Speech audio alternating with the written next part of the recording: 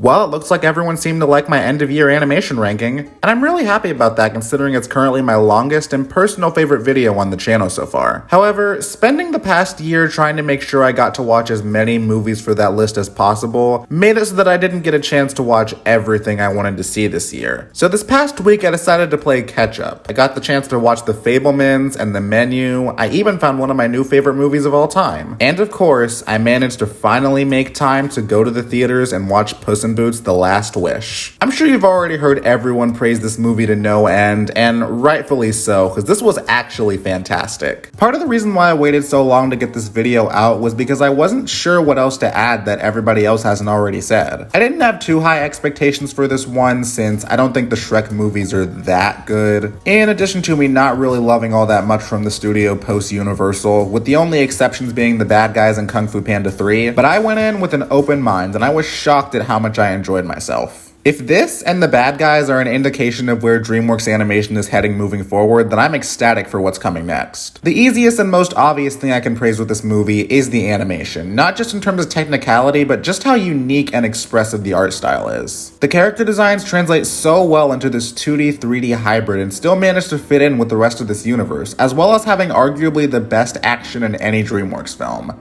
I never thought I'd say that. It's just so crisp and easy to follow, and the drops in frame rate gives it this neat little edge that I adore. Anytime there's an action sequence or chase scene here, it's an absolute blast. Fortunately, this movie's praises don't stop at how it looks. Every single one of the main characters is amazing. I've always considered Puss to be a far more compelling and entertaining protagonist than Shrek, but they took the already great characterization in his first movie and expands upon it masterfully. I love the idea of him having to come to terms with the loss of his life.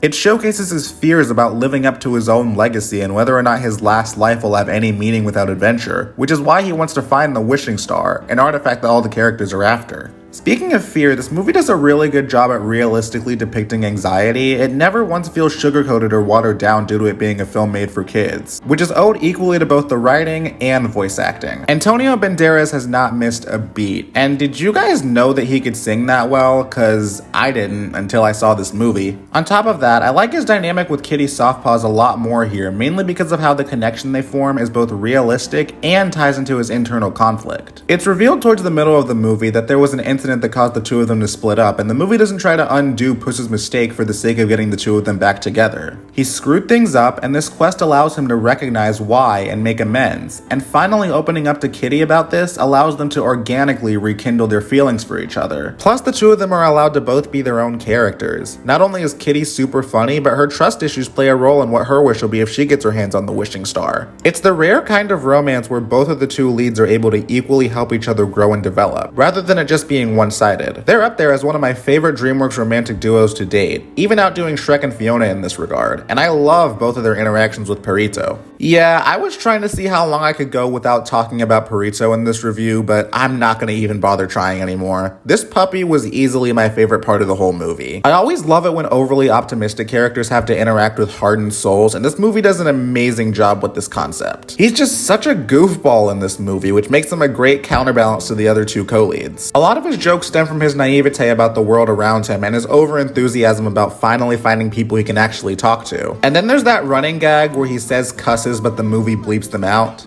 Wasn't there another animated movie that did that same joke?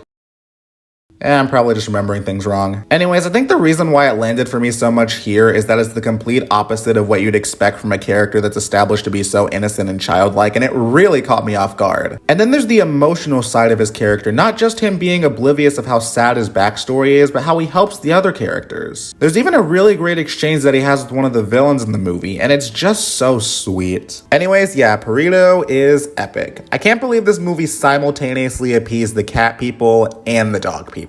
Overall, I just think that these three formed a really charming and likable trio, and I was really invested in both the internal and external journeys that they went on. It's able to work well as a character and plot-driven story. I do have some problems with this movie, like I don't think this movie needed to have three villains. Each of them are meant to emphasize a certain theme, which works great for both Death and Goldie and the Bears, with the two of them actively strengthening the messages and arcs of the characters. But I don't think the commentary on capitalism represented by Jack Horner makes make sense in the context of this story. If this character was at least entertaining, then maybe he could make up for that, but I found him to be kind of annoying. It was sort of fun to see this morally bankrupt antagonist at first, but his charm kind of wears thin once you realize how lame his motivations are in comparison to the other villains. Also, Kitty Softpaws mentions her role in the incident that caused her and Puss to split up, and it kind of made me wonder why she had the amount of beef that she had with him because of it. If you've seen the movie, you'll know what I'm talking about. Also, no spoilers, but I think the ultimate resolution that Puss and Death have with each other kind of holds the latter back from being an all-time favorite villain of mine. That's more so of a personal gripe though. I get what they were going for, I just thought the execution could have been better. He's still a great villain though, one of DreamWorks' better ones in recent memory. And honestly, the issues I have with this film don't take away from the fact that it's able to capture a certain magic that I haven't seen in a DreamWorks film in a long time. The best films from them are the ones with the strongest emotional cores because of how they allow us to connect with the themes represented through the characters, despite some of them having goofy premises. And here we have a shockingly funny and dramatic story that still has the wackiness present in the first movie and the other movies in the Shrek franchise, and is ultimately an indicator of everything that I want to see from this studio in the future. It actually got me interested in seeing what they do next. And the guy who directed this is the same guy that's going to be directing the next chapter in the best animated franchise of all time.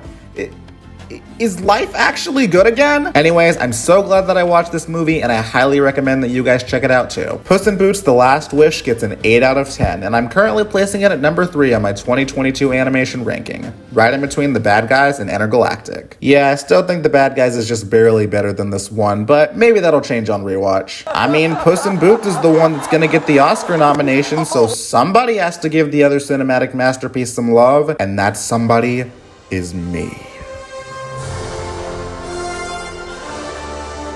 Also, Puss looks cooler with a beard. Sorry, not sorry.